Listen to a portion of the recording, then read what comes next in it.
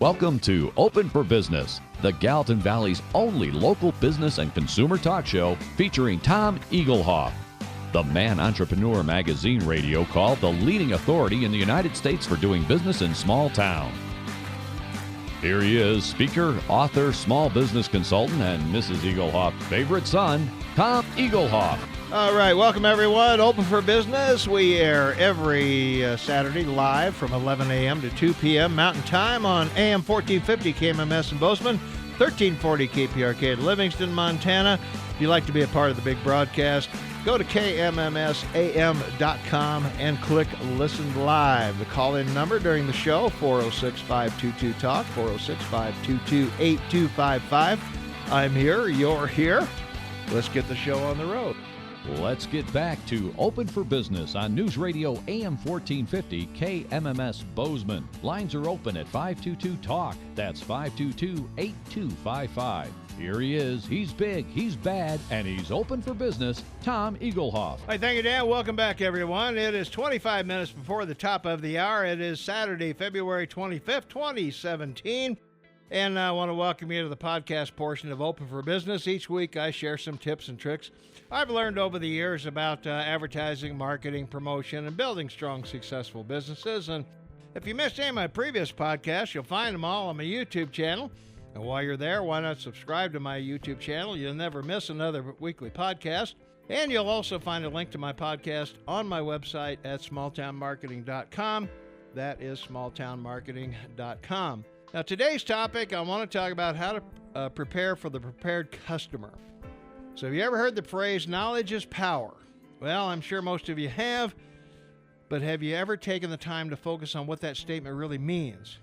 To me, it means that I want to feel comfortable that the person I'm buying a product or service from has the necessary knowledge to provide it. And therein lies the power. Confidence in your shop and your personnel has to be in place or the sale will never happen.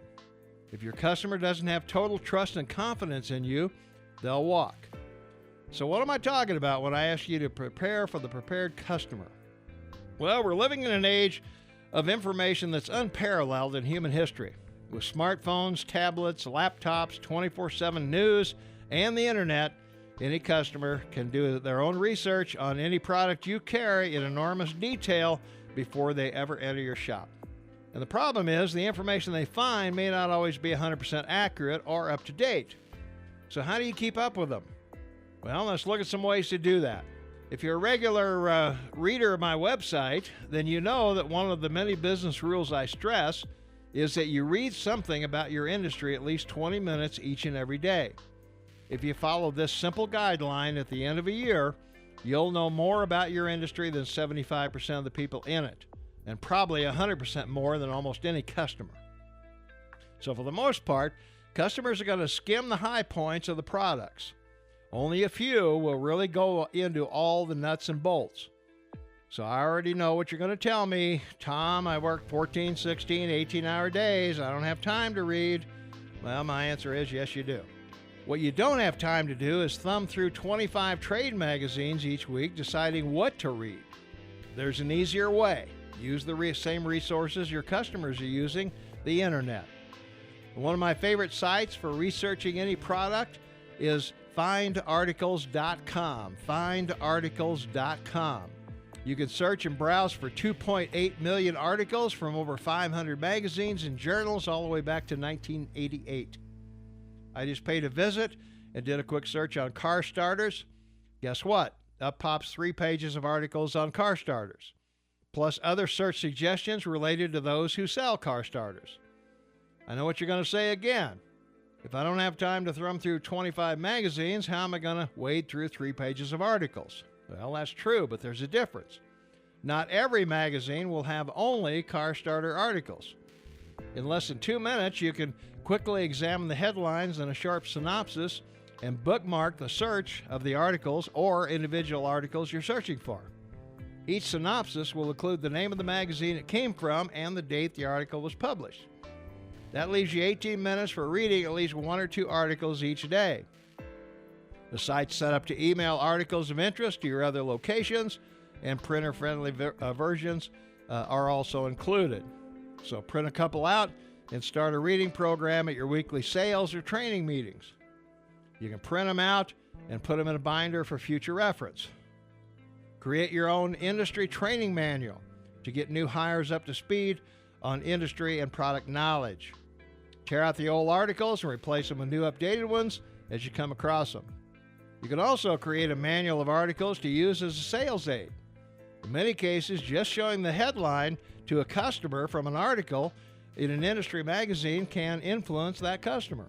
You can also keep selected articles in a binder in your waiting room to reinforce customer confidence that you know your stuff. Nothing worthwhile is easy, and reading is something that's very easy to put off. So what if I told you reading could get you free advertising? Would that encourage you to do more of it? Who do you think is going to know the latest info about your industry, you or the mainstream press? If you answered you, then you would be correct. You're always going to know more of the latest developments about your industry long before mainstream America will. So how does this knowledge get you free advertising? When you come across an article about a new advancement, print the article or tear it out of the trade journal, send it to your local newspaper or TV station, attach your business card along with a brief note. Here's a new advance in our industry that I think your readers might like to know about. I'd be happy to give you in-depth information about the effect this innovation might have on the residents of your city, USA. The best time to contact me is if they decide to do the story and quote you in the article. What does that make you? Correct. You're now considered an expert in the field. Why? Because the newspaper or news outlet chose you to comment on the story. And it all happened because you did your daily 20-minute reading.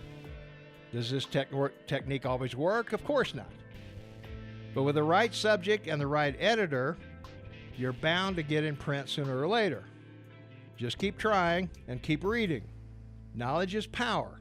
The more knowledge you have, the more success your business will be. If you're ever a Boy Scout, then you know their simple two-word motto: be prepared. And that's the podcast. If you missed any of my previous podcasts, you'll find them all on my YouTube channel. And please subscribe to my YouTube channel.